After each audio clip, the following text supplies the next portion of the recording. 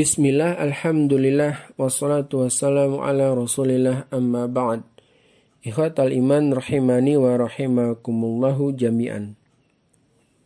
Dasar segala kebaikan dan kebahagiaan bagi seorang hamba, bahkan kebahagiaan dan kebaikan pada setiap makhluk hidup adalah kesempurnaan hidup dan cahayanya. Sebab hidup dan cahaya adalah modal segala kebaikan. Allah Subhanahu wa ta'ala berfirman, A'udzubillahi minasyaitonirrajim, "Aw man kana mayyitan fa ahyainahu wa ja'alna lahu nuran yamshi bihi fin nasi kaman mathaluhu fi dhulumati laysa bi kharijin minha." Yang artinya, dan apakah orang yang sudah mati, kemudian dia kami hidupkan dan kami berikan kepadanya cahaya yang terang, yang dengan cahaya itu dia dapat berjalan di tengah-tengah manusia, serupa dengan orang yang keadaannya berada dalam gelap gulita, yang sekali-kali tidak dapat keluar daripadanya. Al-Quran Surat Al-An'am ayat 122. Allah Subhanahu wa ta'ala menghimpun dua dasar yang pokok ini, yaitu kehidupan dan cahaya. Hidup akan melahirkan kekuatan, yakni kekuatan pendengaran, penglihatan, malu, ifah, yaitu menjaga kehormatan atau menahan diri dari hal yang diharamkan, keberanian, kesabaran, dan segenap akhlak mulia lainnya.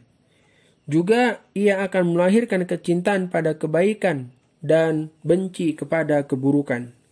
Semakin kuat hidup seseorang, semakin kuat pula sifat-sifat di atas. Sebaliknya, jika hidupnya lemah, maka lemah pula sifat-sifat itu pada dirinya. Tingkat malunya dari berbagai keburukan adalah sebanding dengan kehidupan yang ada pada dirinya. Hati yang sehat dan hidup secara naluriah akan lari dan membenci jika disodorkan padanya berbagai keburukan. Ia tidak akan menoleh sedikit pun pada keburukan.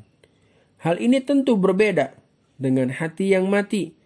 Ia tidak bisa membedakan antara kebaikan dan keburukan. Dalam hal ini, sahabat Abdullah bin Mas'ud radhiyallahu anhu berkata, "Binasalah orang yang dengan hatinya tidak mengetahui kebaikan dan tidak mengingkari kemungkaran." Demikian pula hati yang mengidap penyakit syahwat. Karena kelemahannya, dia condong pada apa yang disodorkan padanya. Dan itu tergantung dari penyakit yang dideritanya. Tergantung dari stadium penyakit yang dideritanya. Jika cahaya dan sinar hatinya kuat, maka terbukalah baginya pengetahuan dan hakikatnya. Tampaklah baginya kebaikan sebagai kebaikan, karena cahayanya lalu ia mengedepankan dalam kehidupan. Demikian pula dengan keburukan, ia akan tampak buruk baginya. Tentang dua dasar yang pokok ini, Allah Subhanahu wa ta'ala telah menyebutkannya dalam banyak ayat. Di antaranya adalah wa kadzalika auhayna ilaika ruham min amrina ma kunta tadri mal kitabu walal imanu walakin ja'alnahu nuran nahdi bihi man nasha'u min ibadina wa innaka latahdi ila siratim mustaqim. Dan demikianlah kami wahyukan kepadamu Al-Quran dengan perintah kami. Sebelumnya kamu tidaklah mengetahui apakah Al-Quran dan tidak pula mengetahui apakah iman itu. Tetapi kami menjadikan Al-Quran itu cahaya yang kami tunjuki dengan dia siapa yang kami kehendaki di antara hamba-hamba kami. Dan sesungguhnya kamu benar-benar memberi petunjuk kepada jalan yang lurus. Al-Quran Surat Asy-Syura ayat 52. Allah Subhanahu wa ta'ala menghimpunkan antara ruh yang menghasilkan kehidupan dengan cahaya yang menghasilkan sinar dan pancaran. Ia juga mengabarkan bahwa Al-Quran yang Allah turunkan kepada Rasulnya Sallallahu Alaihi Wasallam mengandung dua hal, yaitu ruh yang dengannya hati menjadi hidup dan cahaya yang dengannya didapatkan penerangan dan pancaran.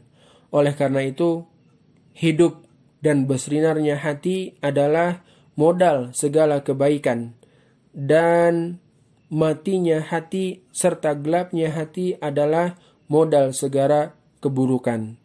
Oleh karena itu, marilah kita menjadikan diri kita untuk senantiasa memiliki hati yang hidup, hati yang selamat, hati yang bersinar, yang dengannya itu menjadi modal kebaikan, yang dengannya menjadi modal untuk mengetahui segala keburukan. Semoga Allah memberikan kita keistiqomahan dalam melakukan ketaatan kepadanya. Wassallallahu ala nabiyina Muhammad walhamdulillahi rabbil alamin.